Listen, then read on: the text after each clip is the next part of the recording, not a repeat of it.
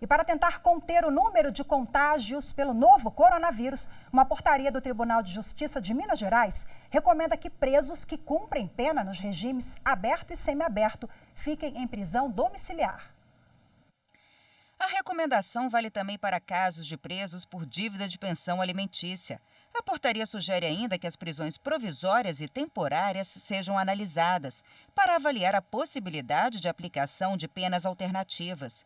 Presos que fazem parte do grupo de risco, como diabéticos, cardiopatas, maiores de 60 anos, aqueles que passaram por cirurgia ou portadores do vírus HIV, tuberculose e insuficiência renal, podem ter o cumprimento da condenação revistos. Nos presídios e varas de execução penal, a sugestão é que o menor número de pessoas circule pelas áreas comuns.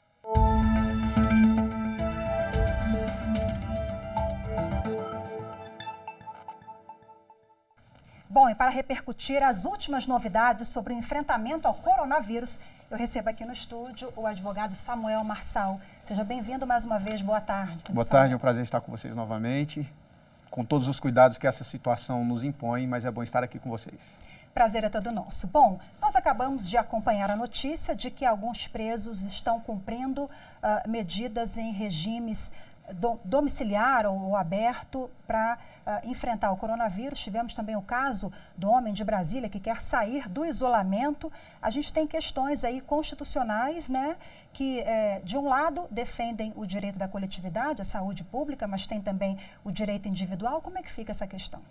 Bom, o Brasil vai enfrentar uma novidade na sua história, já está enfrentando uma novidade na sua história. Então, primeira coisa que é importante observar é que toda aplicação da lei, ela precisa ser bem medida para que ela não ultrapasse os seus limites, mas esse é um momento em que muitas coisas serão rediscutidas. Os direitos sociais, nesses casos, eles são rediscutidos e nos casos dos presos, por exemplo, já há um entendimento agora recente de que o preso devedor de alimentos, por exemplo, pode ter a sua saída antecipada. Outros casos dependem de um estudo da Justiça. Obviamente que a Justiça deve ser mais célere nesses casos e a saúde estar envolvida, inclusive, em qualquer sentença judicial proferida. Mas, nesse estado de emergência, as leis não mudam os seus efeitos. Elas devem ser muito melhor aplicadas, com mais critérios.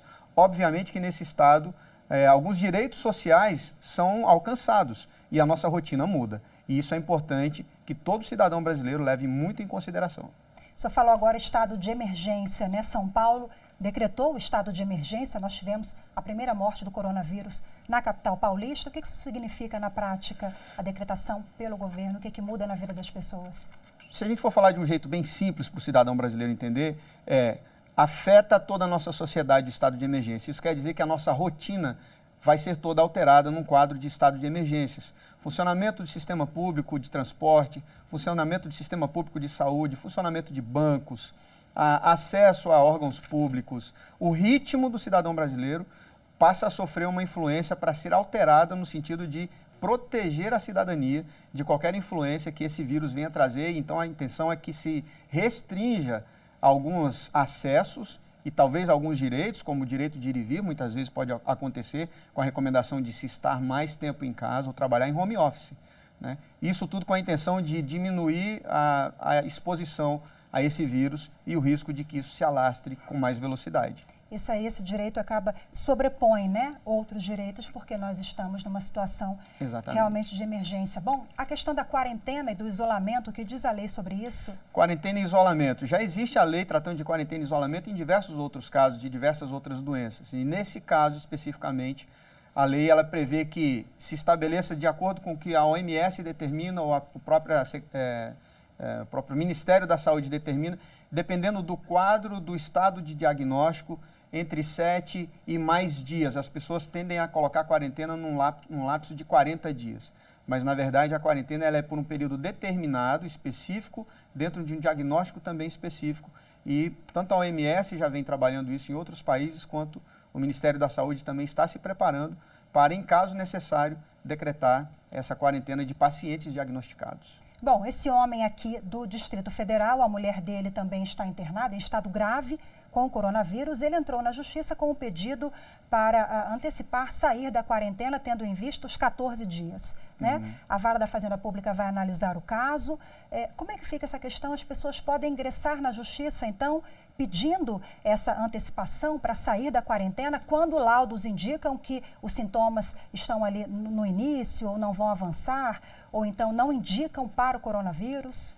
No caso de estado de emergência, se o estado de emergência é por coronavírus, nesse caso, e essa pessoa que está de quarentena, ela está diagnosticada previamente com coronavírus, não importa em que medida esse diagnóstico está identificado, o adequado é que seja mantida a quarentena, ainda que tenha direito de visitar o seu familiar ou a pessoa que está convalescendo.